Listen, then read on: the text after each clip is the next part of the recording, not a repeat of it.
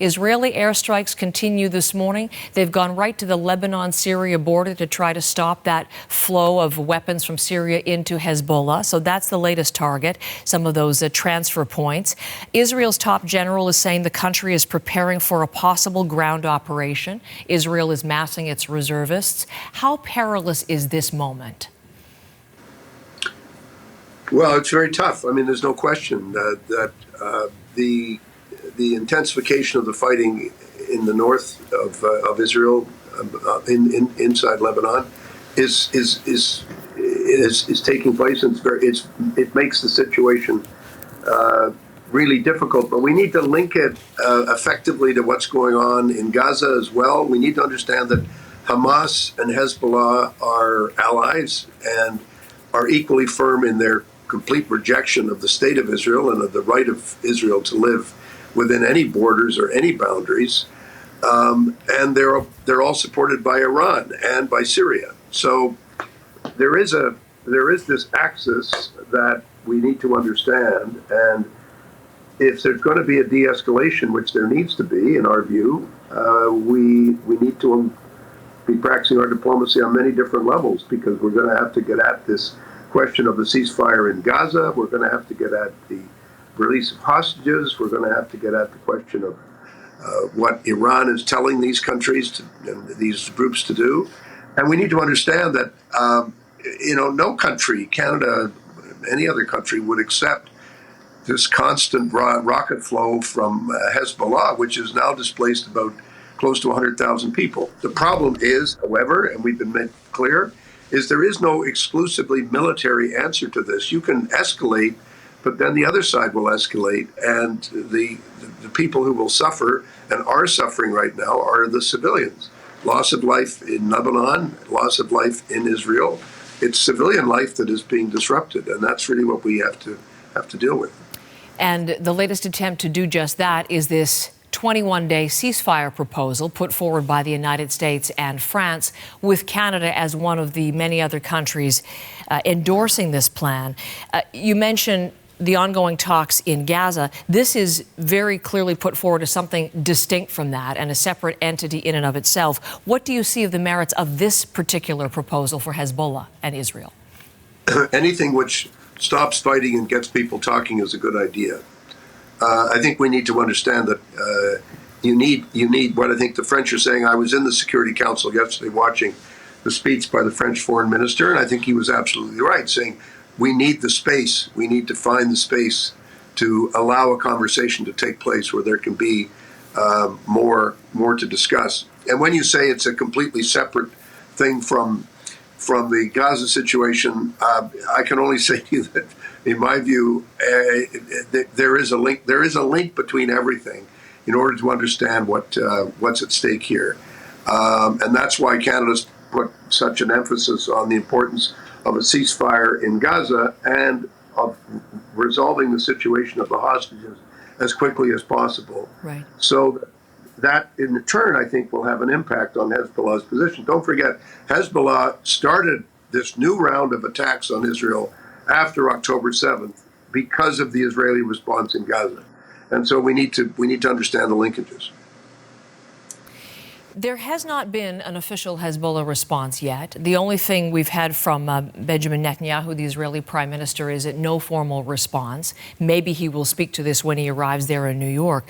But his foreign minister did say that there will be no ceasefire and we will continue to fight with all our might until victory, was the quote as posted this morning.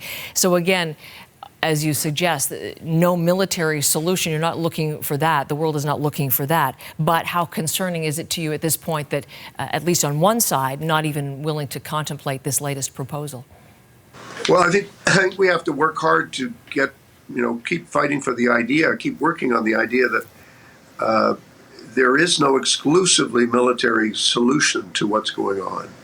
That's why we've been pushing for the two-state solution. That's why we've been talking about the need to create a political horizon beyond where we are now. And I think this notion somehow that this will all be determined by military might alone is a mirage. It hasn't worked in the past.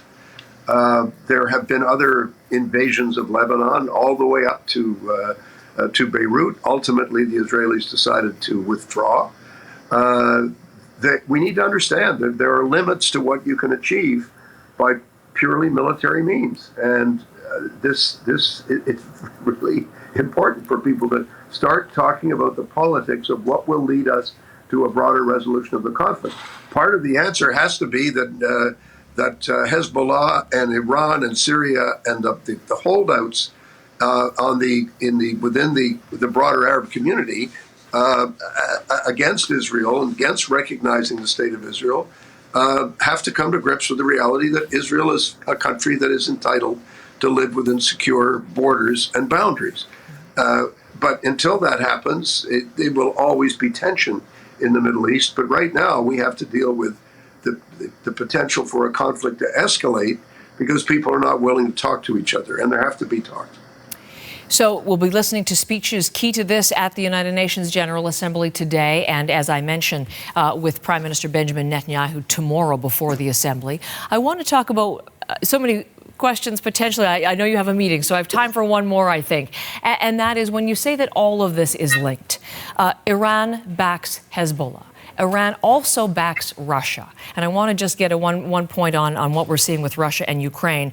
Iran sending this shipment of ballistic missiles to Russia for its use in Ukraine just a few days ago. And just this morning, we have the Kremlin and Vladimir Putin talking about changing their nuclear deterrence rules and saying that they will view any attack from a non-nuclear country, conventional weaponry country, backed by a nuclear power to be authorization for Russia to use nuclear weapons in response. On that threat globally, what are you most concerned about and what are you watching at this moment? I don't think we can tie Ukraine's hands. I don't think we should prevent Ukraine from defending itself properly. You cannot ask a country that's being bombarded every single day by the Russians to say, well, we're not allowed to attack the bases from which these missiles are coming at us. So go ahead and authorize that use of the long-range missiles to go deep into Russia. You're suggesting. Prime Minister Trudeau has been very clear that he thinks that Ukraine should be able to exercise its judgment on how it can best defend itself in the face of the kind of bad behavior, terrible behavior that Vladimir Putin is guilty of. You know, Heather, there are some really bad actors in the world right now. Iran is certainly one of them. And the thing that links all these bad actors is they repress their own people, they kill their own people, they jail their own people, they're corrupt, and they're linked to each other. And this is the axis that we see in the world today between Iran and Russia, a number of other countries that are linked to them very, very clearly. And we have to understand that this is the world we're in right now. It's not about understanding what other people, we have to understand that Mr. Putin is an aggressor. Iran is an aggressor. They are supporters of terrorism globally, and they are actively fighting against any kind of fairness towards their own people and towards the people that they're oppressing. And this is the world we're in right now. It's not pleasant. It's not easy. But if you think you survive in this world by appeasing these people, you're sadly mistaken. There's no appeasing it. You have to deal with it as we face it. Ambassador Rae, as always, thank you for the time and the perspective. I'll look forward to the next conversation, sir. Thank you. Me too. Thanks. Take care.